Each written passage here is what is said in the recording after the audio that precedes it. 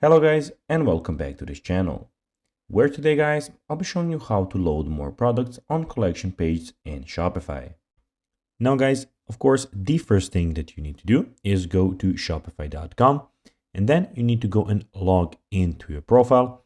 But guys, if you do not have one, you can always go and register to Shopify. But guys, if you do not know how to do that, you can always go to our YouTube channel where we have plenty of how to Shopify videos where you can also see how you can do this. Now guys, that we got that out of the way, let's see what we actually have in front of us here.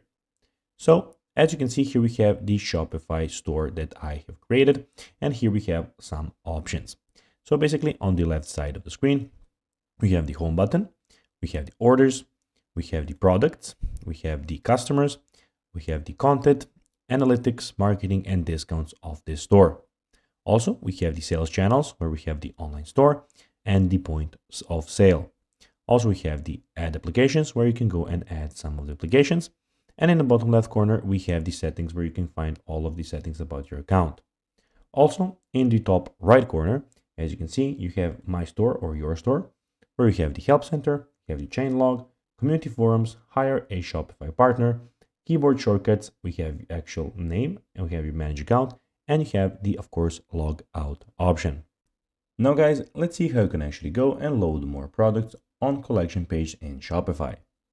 Well, to do so, you need to, from the drop-down menu at the top of the page or from the templates menu on mobile, select collection page, then click collection page or collection.